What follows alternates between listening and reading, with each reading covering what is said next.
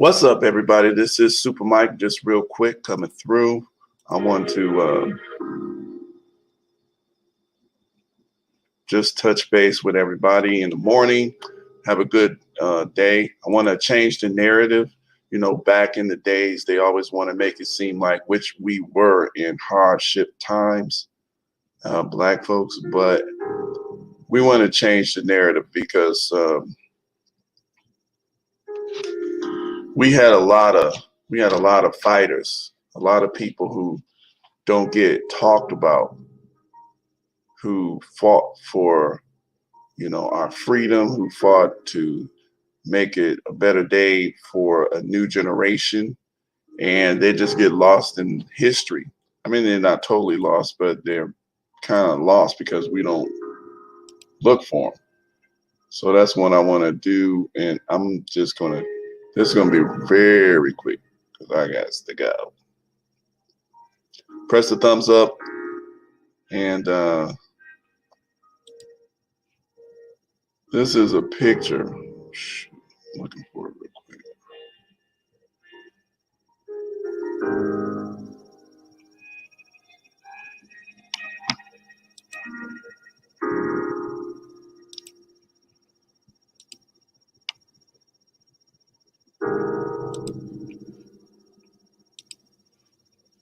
So this is Susie King Taylor.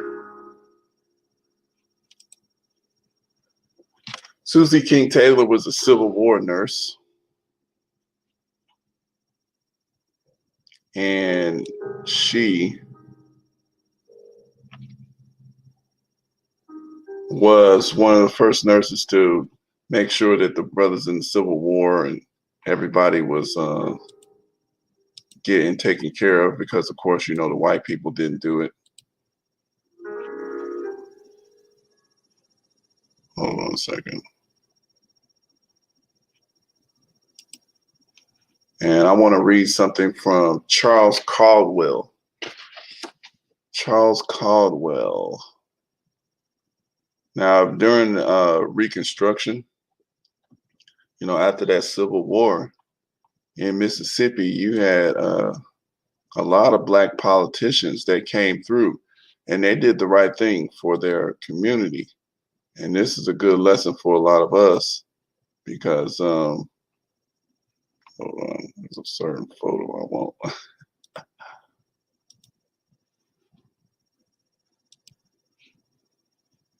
Yeah, they did a lot of good things for their community, and that's something that a lot of black folks need to have an example of, because these are the type of people that we need to be looking at. These are the type of people we need to be looking at as models for our politician. And Charles Caldwell is the guy in the middle. I just want to read a little bit about what he, kind of what he set up. And the brother was, he was making it happen in Mississippi. He was, former enslaved. This is right after the Civil War. This is right during Reconstruction. This is right when, black folks first so-called got freedom. And it says, like, who was Charles Caldwell and why was he a threat? Caldwell was an enslaved person, a blacksmith, so he had a skill, living in Hinds County, Mississippi, who became a leader in his community during emancipation. After the end of the Civil War, Caldwell aligned himself with the Republican Party, and in 1868 was one of 16 Black Republican delegates to the state constitutional convention, congressional invention place, the former Confederate, let me read that part again, I messed up. So in 1868, he was one of 16 Black Republican delegates to the state constitutional convention, congressional invention placed the former Confederate states under martial law and would form new governments that would prevent the Confederates from securing power. To neutralize the power of the former Confederates in the South, particularly in the Southern elite. It was necessary to include Black people in the franchise in Mississippi, including Black males in the body politic. Uh, and that meant the majority of the voting population would be people of African descent. In this political environment, Charles Caldwell emerged and was elected to the 1868 Mississippi Constitutional Convention. With 16 Black delegates out of the total 94, the convention drafted the most democratic constitution in the history of Mississippi until the civil rights era of the 1960s and 70s.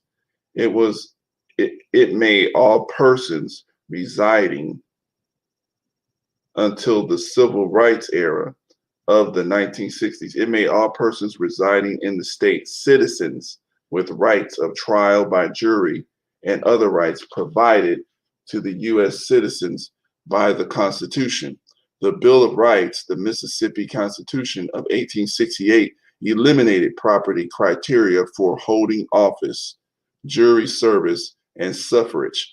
And I had to look up suffrage. Suffrage just basically means voting, which that's interesting. But as with other Reconstruction assemblies during this period, the Mississippi Constitution of 1868 provided for free public education, the elimination of segregation in public accommodations and the institutions, and universal adult male suffrage, so adult male voting. On the other hand, whites who were linked to the Confederates' rebellion against the Union were disenfranchised. This policy resulted in 20,000 whites, mostly elite, being denied the right to vote or hold office. Now, how do you think that made them feel? They were pissed, right? So, they were denied the right to vote, these Southern elite. And Caldwell was an active participant in the 4-month process of drafting a Reconstruction Constitution for his home state. And these are their actual ex-slaves sitting up there ruling over them. Subsequent to the convention, Caldwell was involved in a shooting incident in Jackson, the Mississippi state capital. In broad daylight, a white man who was the son of a Mississippi judge attempted to shoot Caldwell, but in self-defense, the Black leader shot and killed his attacker. Pow! Knocked him out. Caldwell was tried and acquitted, achieving the distinction of being the first and possibly only Black person to win an acquittal after killing a white man in Mississippi. So that was Charles Caldwell. That's the brother here. And it just changing that narrative, because, all they want to show us, and this is purposely done, during your education, they kind of always showing you, anytime we mention an invention, anytime you mention something new happen or something great being come up with, mathematics, science, they always credit it to a white person.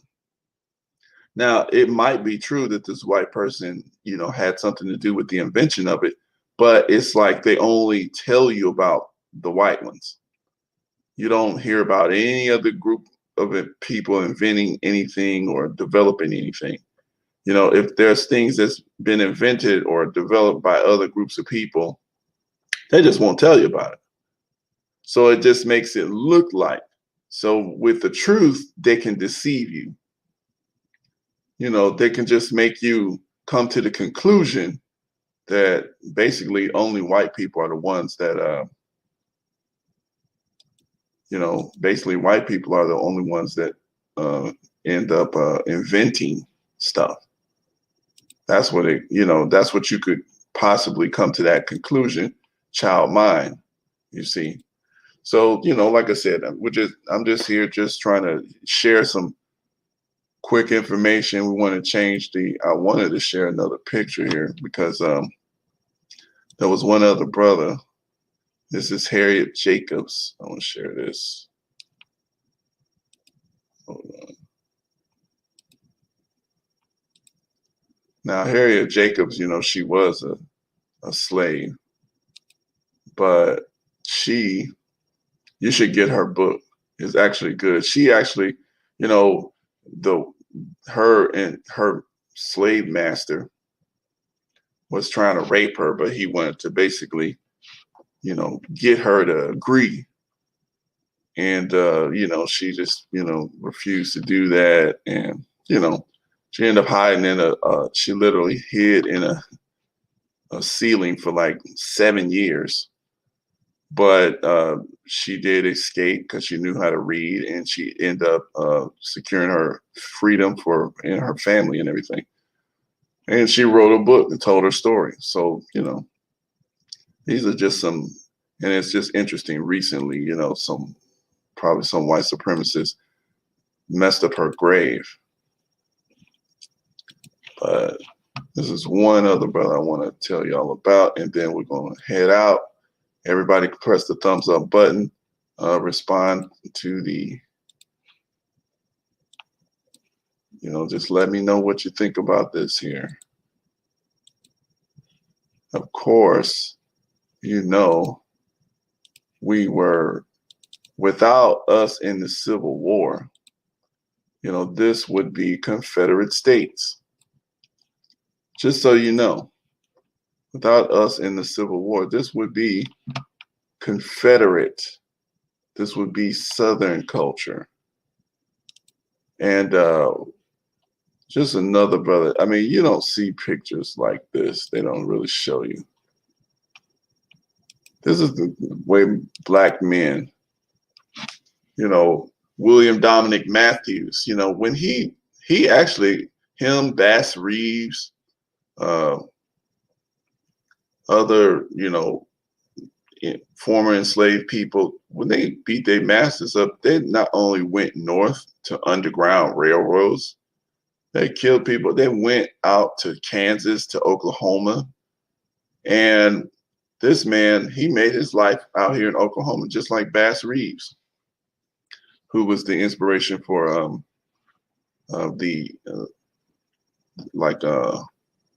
was that, I think, the Lone Ranger.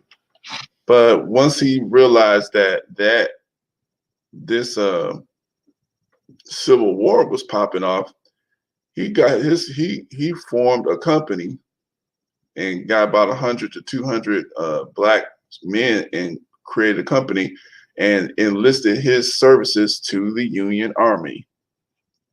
So this man knew that he knew what was up. He knew that this was going to pop off. And so, shout out to William Dominic Matthews. And if you look at that brother's eyes, he got them two guns slinging. He's about to pop a cap in some. He was killing some white folks. So I just wanted to let us know that, this is a narrative that we got to push. And that's another reason why a lot of black folks hate history. You have to learn from your history. Otherwise, you have no foundation. You have no authority in making your moves. You think all the problems that you're facing is new. A lot of these problems that we're facing now we're thinking that we got to come up with brand new answers, but these problems have been solved. But because you're not aware of your history and basic history, not even some deep stuff, you got to be aware of basic history. You sit up here and you try to reinvent the wheel every generation, and it wastes a lot of time.